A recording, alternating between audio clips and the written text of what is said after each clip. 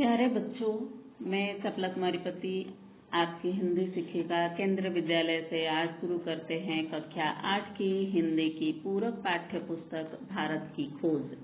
भारत की खोज के लेखक है पंडित जवाहरलाल नेहरू जी और भारत की खोज से आज सिंधु घाटी सभ्यता पाठ को पढ़ेंगे। सिंधु घाटी सभ्यता भारत की सबसे पहली सभ्यता है जिसके अवशेष सिंध में मोहनजोदाड़ो और पश्चिमी पंजाब हड़प्पा में पाया गया, जिससे उस समय के इतिहास की जानकारी हमें मिली। मोहनजोदाड़ो और हड़प्पा दूर दूर है। यह सभ्यता गंगा तक फैली थी। यह अत्यंत विकसित सभ्यता थी। इसके विकास में हजारों साल लगे होंगे। यह एक धर्मनिरपेक्ष सभ्यता थी। इस सभ्यता का फारस, मेसोपोटामिया और मिस्र की सभ्यताओं से संबंध था और व्यापार भी किया था। व्यापारी वर्ग यहाँ सबसे धनी था। सड़कों पर दुकानों की कतारें थी। उस सभ्यता में आज के आधुनिक भारत के बीच कई परिवर्तन आए हैं, लेकिन भीतर ही भीतर लगातार एक श्रृंखला चली आ रही है जो आज की भारत को 6-7 हजार वर्ष पुराने युग से जोड़ती है। मोहनजोदाड़ो और हड़प्पा संस्कृति हमें उस समय के रहन सहन, रीति रिवाज, दस्तकारी तथा पोशाकों के फैशन की जानकारी देती है। सिंधु घाटी सभ्यता भारत की शुरुआती सभ्यता है, फिर भी हम उसके विकसित रूप को देखते हैं। यह सभ्यता उस समय जीवन के तौर तरीके से परिचित था। उस सभ्यता में जीवन में, कला में, जीवन की सुख सुविधाओं में, तकनीकी विकास में और सुंदर वस्तुओं के निर्माण में भी आगे था। वह आधुनिक युग की तरह स्नानागार और नलियों के क्षेत्र में भी विकास कर लिया था। आर्यों का आना। आर्य सिंधु घाटी सभ्यता के लोग कौन थे और कहां से आए थे पता नहीं है। इनकी संस्कृति और दक्षिण भारत की द्रविड़ संस्कृति में समानता दिखाई पड़ती है। इस सभ्यता के नष्ट होने का लेखक 3 कारण बताते हैं। एक है अकस्मात किसी दुर्घटना के कारण हो सकता है, दूसरा सिंधु नदी की भयंकर बाढ़ों के कारण हो सकता है और तीसरा मौसम के परिवर्तन के कारण हो सकता है। मौसम के परिवर्तन से जमीन सूखती गई और खेतों पर रेगिस्तान छा गया। मोहनजोदाड़ो के खंडहर इसके प्रमाण हैं। शहर की जमीन की सतह ऊपर उठती गई और नगरवासी पुरानी नींवों पर ऊंचाई पर मकान बनाते गए। इसलिए खुदाई के दौरान 3-3 मंजिले मकान मिले हैं। सिंधु घाटी सभ्यता के 1000 साल बाद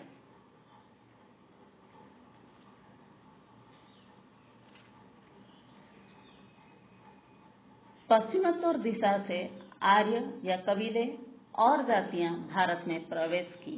सबसे बड़ा सांस्कृतिक समन्वय और मेलजोल भारत से आने वाले आर्यों और द्रविड़ जातियों के लोगों के बीच हुआ। बाद के युगों में कई जातियां आई, सबने अपना प्रभाव डाला और यहीं घुल मिल गए। प्राचीनतम अभिलेख, धर्म ग्रंथ और पुराण।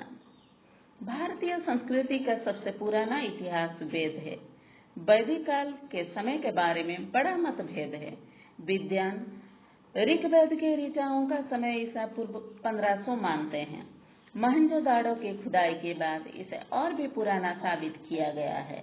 जो भी हो, यह मनुष्य के दिमाग की सबसे पुरानी उपलब्धि है। मैक्स मूलर इसे आर्य मानव के द्वारा कहा गया पहला शब्द कहा है। इस रचना पर ईरान के अवस्था का पूरा छाप है। आर्य यहाँ आते समय उसी कुल के विचारों को लेकर आए जिससे ईरान में अवस्था की रचना हुई थी। वेदों और अवस्था की भाषा में भी समानता है। अवस्था की रचना ईरान में हुई थी। इसके बाद आते हैं वेद। वेद की उत्पत्ति विद धातु से हुई है, जिसका अर्थ है जानना। वेद का सीधा अर्थ अपने समय के ज्ञान का संग्रह इससे मूर्ति पूजा और देव मंदिर नहीं है। आर्यों ने उमंगपूर्ण जीवन को महत्व दिया, मृत्यु के बाद क्या होता है उस पर नहीं। ऋग्वेद मानव जाति की पहली पुस्तक है। इसने मानव मन के शुरुआत की बात को बताया है। इसमें काव्य प्रभाव मिलता है। इसमें प्रकृति के सौंदर्य और रहस्य के प्रति खुशी तथा मनुष्य के साहसिक कार्यों को बताया गया है। यहीं से भारत की खोज शुरू हुई जो चल रही है। ऐसे हर दौर में जीवन और प्रकृति में लोगों की दिलचस्पी ली। इसके साथ कला, संगीत और साहित्य के साथ नाचने गाने की कला, चित्रकला, रंगमंच आदि सबका विकास हुआ। इससे यह कहा जा सकता है भारत की संस्कृति जीवंत संस्कृति थी, न कि पारलौकिक यानी इस लोक से परे में विश्वास करने वाला। भारतीय संस्कृति की निरंतरता। भारतीय संस्कृति की यह विशेषता रही है कि 3-4 हजार वर्षों से लगातार अपने संस्कृति को अपनाए हुए है। वह समय समय पर बदलाव के बाद भी बनी हुई है। यहाँ का साहित्य, दर्शन, कला, नाटक, जीवन के तमाम कार्य विश्व की दृष्टि से सही से चलते रहे हैं। इसी समय में ही सामाजिक कुरीतियों के रूप में छुआछूत देखने को मिलता है, जो बाद में असहाय हो जाती है।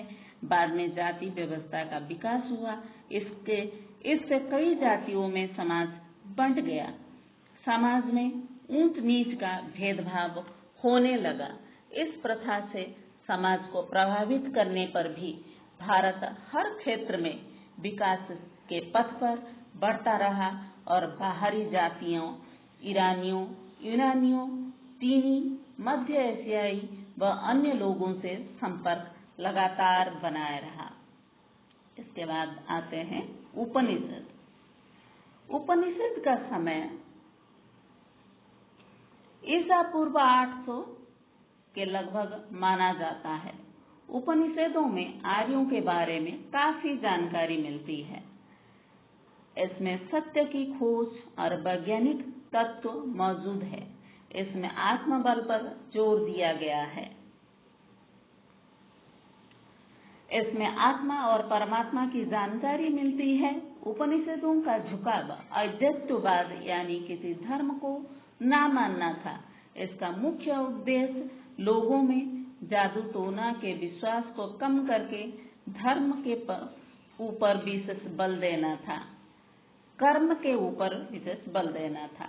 इसमें पूजा पाठ को बेकार माना गया। इनकी मुख्य विशेषता यह थी कि सच्चाई पर बल देना। इसका मुख्य उद्देश्य यह था कि असत्य से सत्य की ओर चले, अंधकार से प्रकाश की ओर चले, मृत्यु से अमरत्व की ओर चले। इसमें मनुष्य के इच्छा को पूरा करने के लिए ईश्वरीय सत्ता को संबोधित किया गया है और मनुष्य को प्रेरित किया गया है। मनुष्य को प्रेरित करते हुए ऐतरेय ब्राह्मण में कहा गया है, चरेबती चरेबती यानी चलते रहो चलते रहो। व्यक्तिवादी दर्शन के लाभ और हानियां। उपनिषदों के विकास के लिए मनुष्य शरीर और मन का स्वच्छ होना जरूरी माना गया है। इसके साथ इन दोनों का अनुशासित होना भी जरूरी है। ज्ञान अर्जन के लिए संयम, आत्मपीड़न और आत्मत्याग जरूरी है। इस प्रकार की तपस्या का विचार भारतीय चिंतन में सहज रूप में व्यक्तिवाद के कारण मनुष्य के सामाजिक पक्ष पर बहुत कम ध्यान दिया। भारतीय आर्यों का विश्वास व्यक्तिवादी था। यही व्यक्तिवाद समाज के लिए बहुत बुरा रहा।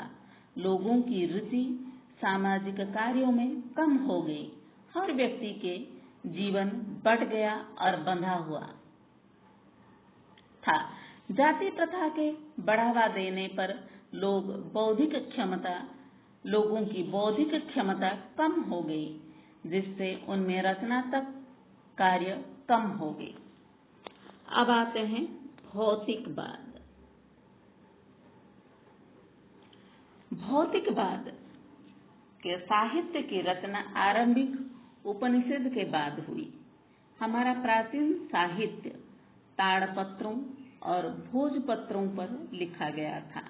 कागज पर लिखने का चलन बाद में हुआ, लेकिन यूनान, भारत और दूसरे भागों में विश्व के प्राचीन साहित्य का बड़ा हिस्सा खो गया है।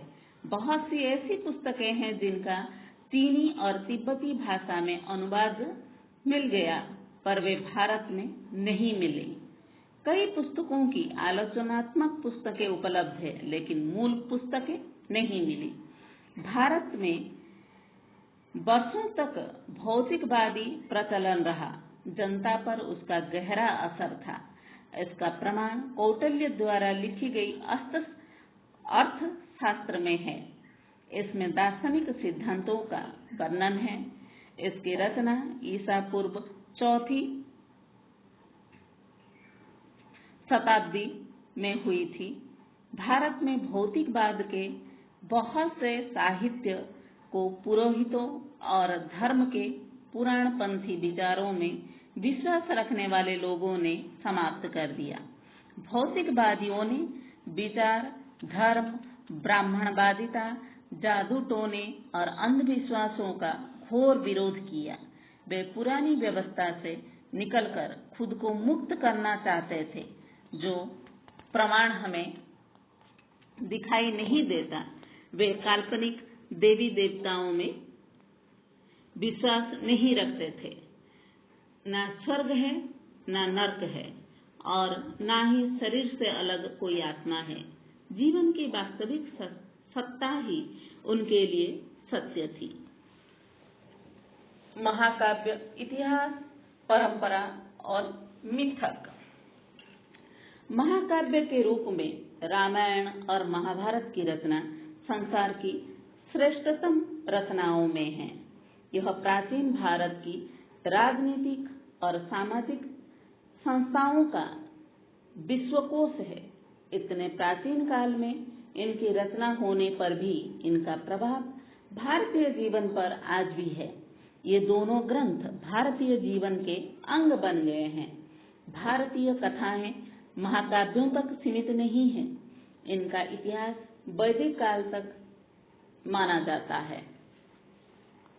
इनमें वीर गाथाओं की कहानियां अधिक मिलती है। कवियों और नाटककारों ने तथ्य और कल्पना को मिलाकर सुंदर रचनाएं की हैं। इनमें सत्य वचन का पालन करने, जीवन पर्यंत और मरणोपरांत भी वफादारी, साहस और लोकहित के लिए सदाचार और बलिदान की शिक्षा दी गई है। भारतीय इतिहासकारों ने यूनानियों, चीनियों और अरबवासियों की तरह तिथियों और कालक्रम सहित व्याख्या नहीं की है। इसमें घटनाएं इतिहास की मूल भूल भुलैया में खोकर रह गई है। कल्हण की रचना राजतरंगिणी नामक प्राचीन ग्रंथ में कश्मीर का इतिहास है। इसकी रचना ईसा की 12वीं शताब्दी में की गई है। ऐतिहासिक रचनाओं को विस्तार से जानने के लिए समकालीन अभिलेखों, शिलालेखों, कलाकृतियों, इमारतों के अवशेषों, सिक्कों तथा संस्कृत साहित्य के विशाल संग्रह से सहायता लेनी पड़ती है। इसके अलावा विदेशी यात्रियों के विवरणों से भी जानकारी मिलती है। ऐतिहासिक ज्ञान की कमी के कारण जनता ने अतीत के विषय में पीढ़ी दर पीढ़ी मिली विरासत से कर लिया। इससे लोगों को कल्पना कर लिया। इससे लोगों को एक मजबूत और टिकाऊ सांस्कृतिक पृष्ठभूमि मिले। तो धन्यवाद बच्चों।